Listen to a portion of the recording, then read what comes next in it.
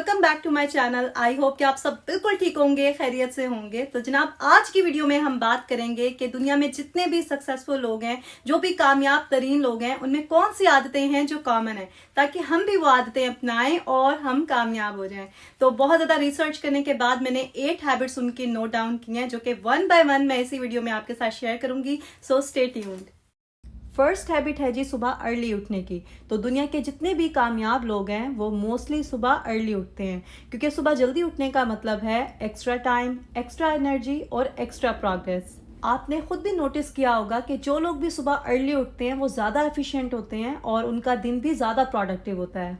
आप देखिए, अल्लाह ताला ने भी फजर की नमाज का टाइम अर्ली मॉर्निंग रखा है ताकि हम सुबह जल्दी उठें और अल्लाह का फजल तलाश करें। अब जो लोग सुबह लेट उठते हैं, लाइक 11-12 बजे उठते हैं, वो आधा दिन तो वैसे ही गुजार चुके होते हैं और बाकी दिन में वो चाहे जितनी भी अच्छी परफॉर्मेंस दे देना, वो उन लोगों का कंपैरिजन ही नहीं कर सकते जो सुबह अर्ली उठते हैं, क्योंकि बाय नेचर हमारे में जो एनर्जी सुबह के टाइम होती है वो बाकी दिन में नहीं होती। इवन कि आपके ब्रेन में जो अच्छे आइडियाज आते हैं, क्रिएटिविटी होती है, वो भी सुबह के टाइम ही होती है। जो लोग रात को लेट नाइट काम करते हैं और उन्हें ये लगता है कि रात को वो ज़्यादा क्रिएटिव होते हैं, वो कभी ट्राई करके देखें, सुबह उठने की रूटीन बनाएं और अर्ली मॉर्निंग जब आप वही काम करेंगे ना, तो फिर आपको पता चलेगा कि आपकी परफॉर्मेंस कितनी ज़्यादा इंप्रूव हुई है। और सुबह अर्ली उठने के लिए ज़रूरी है कि रात को हम जल्दी सोएं, क्योंकि रात में जब हम सोते हैं टाइम से तो हमारी बॉडी हील होती है। और ये बात सभी सक्सेसफुल लोग अच्छी तरह से जानते हैं कि रेस्ट करना कितना ज़रूरी है, इसलिए वो प्रॉपर रेस्ट करते हैं। ये है उनकी सेकंड हैबिट।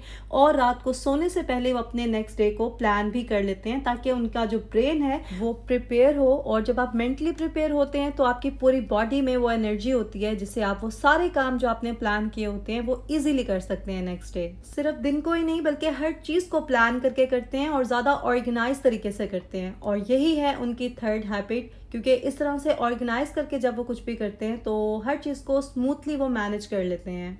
अब हम बात करते हैं फोर्थ हैबिट की। तो ये लोग चाहे जितने भी बिजी हों, अपनी हॉबीज़ के लिए ये ज़रूर थोड़ा सा टाइम निकालते हैं, क्योंकि हमारी जो हॉबीज़ होती हैं ना, वो हमें फ्रेश करती हैं, हम अच्छा फील करते हैं और ज़्यादा अच्छा परफॉर्म करते हैं। फिर हॉबीज़ के साथ साथ ये लोग सोशल वर्क के लिए भी ज़रूर टाइम निकालते हैं। और ये बात तो सच है कि जब हम दूसरों की हेल्प करते हैं तो उससे हमें बहुत अच्छा फील होता है और ये हमारी पर्सनल ग्रोथ के लिए भी बहुत ज़रूरी है। और जितने भी सक्सेसफुल लोग हैं वो सेल्फ अकाउंटेबिलिटी का भी खास ख्याल रखते हैं, पर्सनल डेवलपमेंट पे वो फोकस करते हैं और कोशिश करते हैं कि अपनी वीकनेस पे काम करें और जो उनकी खूबियां हैं उन्हें और ज़्यादा निखारें। नेक्स्ट हैबिट जो बहुत कॉमन है सभी कामयाब लोगों की, वो ये कि वो कुछ ना कुछ लर्न करते रहते हैं।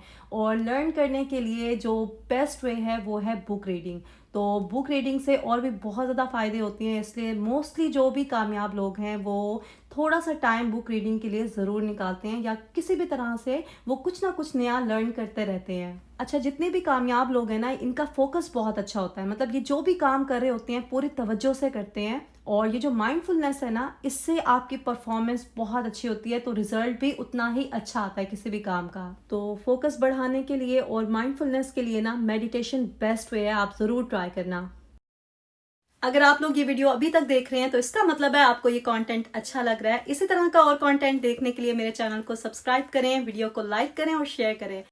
नेक्स्ट हैबिट ये है कामयाब लोगों की कि वो अपनी फैमिली को टाइम देते हैं, वो अपने रिश्तों को साथ लेके चलते हैं। अब इलॉन मस्क को ही देख ले, कितना बिजी तरीन दुनिया का बंदा है, दुनिया का अमीर तरीन इंसान, जिसके पास खाना खाने का भी टाइम नहीं है।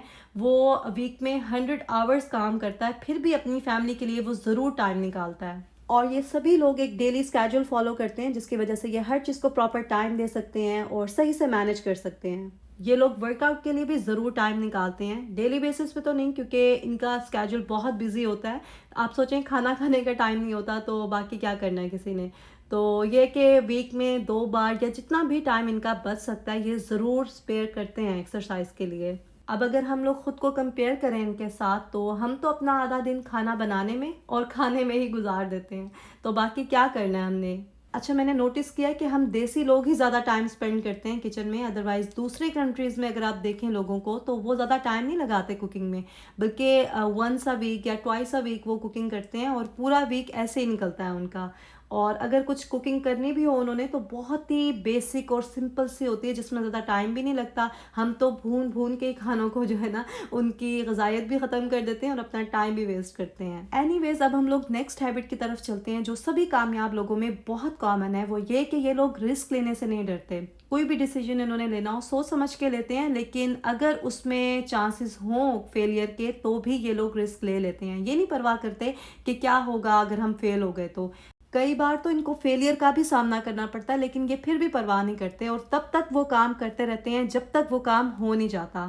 یہ نہیں پرواہ کرتے کہ ان کا کوئی نقصان ہو رہا ہے, یہ نہیں پرواہ کرتے کہ لوگ کیا کہیں گے. انہوں نے جو کرنا ہوتا ہے یہ اس کے بارے میں فوکسڈ ہوتے ہیں اور انہیں اچھے سے پتہ ہوتا ہے کہ انہوں نے کون سی چیز کس طرح سے کرنی ہے اور کب کرنی ہے. تو بس یہ اسی پہ ہی دھیان دیتے ہیں اور جب تک وہ کامیاب نہیں ہو جاتے اس چیز کو نہیں چھوڑتے. آئی تھنک یہ ایک میجر ڈفرینس ہے ہم لوگوں کی سوچ میں اور ان لوگوں کی سوچ میں, کیونکہ ہم نے کوئی چھوٹا سا بھی کام کرنا ہو نا جس میں بالکل تھوڑا سا چانس ہو فیل ہونے کا تو ہم وہ اوائڈ کرتے ہیں. ہم کئی بار سوچتے ہیں, وہ اس لیے کیونکہ ہمیں ڈر لگتا ہے فیلئر سے.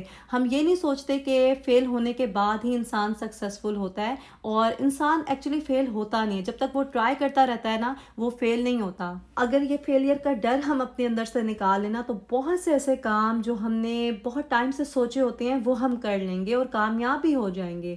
ہم تو بہت ساری ایسی چیزیں ہیں جو ہمیں پتہ ہوتی ہیں کہ ہمیں کر لینی چاہیے, صرف اسی لیے نہیں کر پاتے ہیں کہ کہیں ہم اس میں ناکام نہ ہو جائیں, کیونکہ ہمیں ڈر ہوتا ہے سوسائٹی کا, لوگوں کا, کہ وہ ہم سے سوال کریں گے. تو یہ ڈر اندر سے نکالنا ہے اور پھر ہم نے آگے بڑھنا ہے تاکہ ہم کامیاب ہو جائیں. دیکھیں فرق اس سے نہیں پڑتا کہ اب تک آپ نے کیا کیا ہے, فرق اس سے پڑتا ہے کہ اب آپ کیا کرنے والے ہیں. اور زندگی میں ایسا ہوتا ہے کبھی کبھی کہ ہمیں ٹھوکر لگ جاتی ہے, ہم گر جاتے ہیں, کسی چیز میں فیل ہو جاتے ہیں, لیکن اس کے بعد ہم کیا کرتے ہیں وہ بہت امپورٹنٹ ہے. وہ چیز میٹر کرتی ہے کہ ہم گر کے دوبارہ کھڑے ہوتے ہیں یا پھر ہار مان لیتے ہیں اور دوبارہ کھڑے ہونے کی کوشش ہی نہیں کرتے. یہ تو تھی وہ ساری ہیبٹس جو کامیاب لوگوں میں کامن ہوتی ہیں. تو اب ہم بات کر لیتے ہیں کامیابی کی ڈیفینیشن کی, جو کہ ہر ایک کے لیے ڈیفرنٹ ہوتی ہے. موسٹلی لوگ آج کل کے دور میں اسی کو کامیاب سمجھتے ہیں جس کے پاس پیسہ زیادہ ہوتا ہے, لیکن میرے نزدیک کامیاب انسان وہ ہے جس کے پاس پیسہ چاہے کم ہے, مطلب زیادہ ہو کم ہو پیسہ وہ میٹر نہیں کرتا, لیکن میٹر یہ کرتا ہے کہ وہ اپنی زندگی سے مطمئن کتنا ہے. وہ جو بھی کام کرتا ہے وہ کام اس کو خوشی بھی دیتا ہے, سکون بھی دیتا ہے یا نہیں. اور سب سے زیادہ امپورٹنٹ کہ اس کے اپنے قریبی رشتے, اس کے وہ تعلق جو اس کے لیے اہم ہے وہ اس کے ساتھ ہیں یا نہیں. آپ نے بہت سے لوگوں کی سٹوری سنی ہوں گی جو کامیاب ہونے کے لیے بہت محنت کرتے ہیں, پوری زندگی لگا دیتے ہیں, لیکن جب وہ کامیابی کو سیلیبریٹ کرنے لگتے ہیں نا تو ان کے اپنے قریبی تعلق ان کے ساتھ نہیں ہوتے, کیونکہ کامیابی کے دور میں وہ بہت پیچھے رہ جاتے ہیں. تو پھر انہیں پتہ چلتا ہے کہ جسے وہ کامیابی سمجھ رہے تھے وہ کتنا بڑا لاس ہے. آپ کے نزدیک کامیابی کی کیا ڈیفینیشن ہے مجھے کامنٹ سیکشن میں ضرور بتائیے گا, اور یہ بھی بتائیے گا کہ کون سی ہیبٹس ہیں جو آپ اپنی روٹین میں ایڈ کرنے والے ہیں. تو میں ملوں گی آپ سے بہت جلد نیکسٹ ولاگ میں. اپنا خیال رکھیں, دعاؤں میں یاد رکھیں. اللہ حافظ.